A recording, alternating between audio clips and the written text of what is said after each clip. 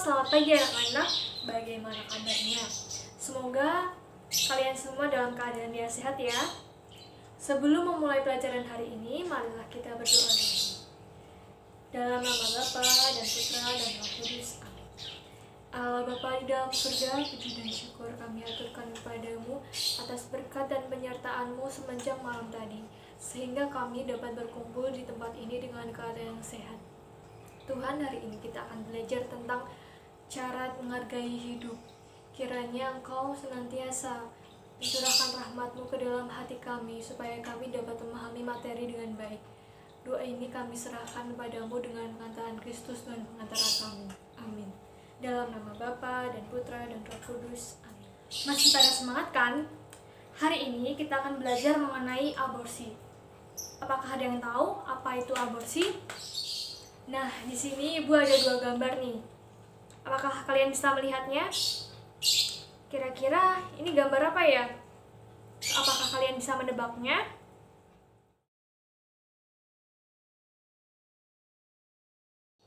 Lalu, apa hubungan gambar ini dengan materi kita hari ini?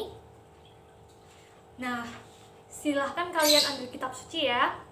Lalu, buka Yeremia bab 1 ayat 5.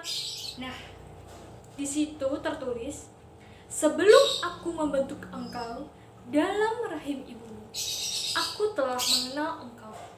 Dan sebelum engkau keluar dari kandungan, aku telah mengkuduskan engkau." Nah, kira-kira apa maksud dari ayat tersebut? Apakah ada yang bisa menjelaskan? Ternyata Tuhan telah mengasihi kita sebelum kita lahir di dunia ini. Bagaimana perasaan kita setelah sadar bahwa kita ini ada di dalam rancangan Allah sebelum kita lahir di dunia? Apakah di dalam hati kita ini ada pujian syukur padanya? Ataukah dari hati kita bangkit muncul rasa semangat untuk lebih menghargai karunia Tuhan ini? Selanjutnya, kalian juga buka Markus bab 1 ayat 31 sampai 33. Di situ diberitakannya Maria yang akan mengandung dan melahirkan sebelum Maria menikah, dan bayi itu akan menjadi besar. Allah tidak menunggu sampai bayi itu dapat bergerak dan sudah betul-betul siap untuk lahir, baru mengasihinya. Tetapi Allah merencanakan sejak bayi itu menjadi benih dan tumbuh. Setiap janin itu sangat berharga di mata Tuhan. Nah, itu tadi baru gambaran sekilas mengenai aborsi. Sekarang, silakan kalian melihat dulu ya di YouTube bagaimana sih perkembangan proses janin itu dan bagaimana proses aborsi tersebut.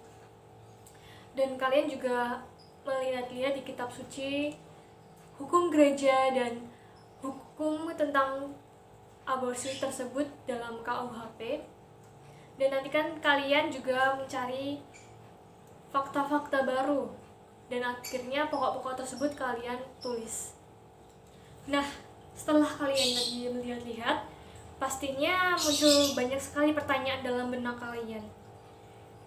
Dan nanti kalau ada yang kurang jelas bisa kita diskusikan bersama mana yang belum jelas, dan akhirnya kita temukan jawabannya. Lalu kita mencari juga informasi tambahan mengenai pandangan moral dan pandangan gereja mengenai aborsi. Nah, selanjutnya Ibu ingin kalian membuat kesimpulan atas hasil penemuan kalian semua. Dan Ibu akan memberikan panduan pertanyaannya.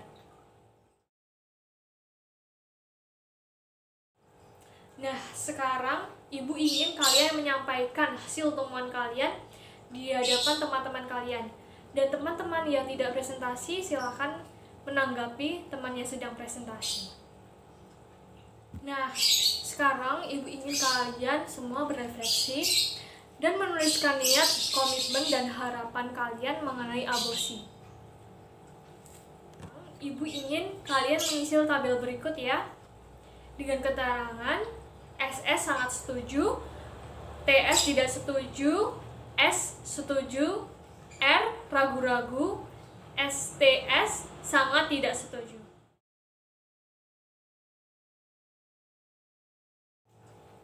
Kesimpulan hasil diskusi kita hari ini adalah aborsi merupakan suatu gugur kandungan yang berarti menghilangkan sebuah benih kehidupan.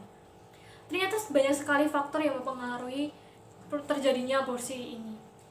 Padahal banyak sekali cara untuk menghindari aborsi tersebut, yaitu dengan cara melakukan penyuluhan di sekolah tentang aborsi, menghindari pornografi, menghindari seks bebas, menghindari pergaulan bebas. Kita harus berkomunikasi dengan orang tua tentang apa yang kita rasakan dan berani mengatakan tidak kepada aborsi. Dalam KGK 2270, di situ tertulis jelas bahwa kehidupan manusia harus dihormati dan dilindungi secara absolut sejak saat pembuahannya. Setelah pembuahannya, ia memiliki hak atas kehidupan dari makhluk yang tidak bersalah, yang tidak dapat diganggu-gugat. Di situ tuh tertulis jelas bahwa setiap orang mempunyai hak atas kehidupannya. Remaja bisa bilang bahwa seks bebas itu enak, tetapi setelah kita lihat, kita dalamin, kita pahamin bahwa banyak sekali hal yang di luar dugaan atas seks bebas tersebut.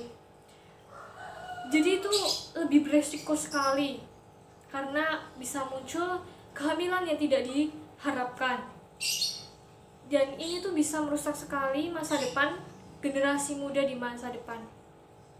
Lebih baik kita harus merawat tubuh kita dan menjaganya sehingga kita dapat terhindar oleh seks bebas tersebut. Dari sini kita semakin disadarkan akan cinta Allah yang begitu luar biasa kepada kita. Maka dari itu kita harus senantiasa menghargai kehidupan kita menjadi lebih baik lagi. Baik, sampai di sini dahulu ya pelajaran kita hari ini. Semoga kita semua dijauhkan dari perbuatan keji tersebut. Sebelum mengakhiri pelajaran, marilah kita berdoa terlebih dahulu. Dalam nama Bapa dan Putra dan Roh Kudus.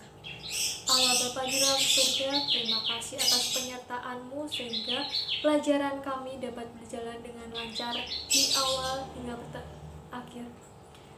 Tuhan, kiranya Engkau selalu menuntut langkah kami supaya kami selalu berada di jalan-Mu dan kami tidak tersesat.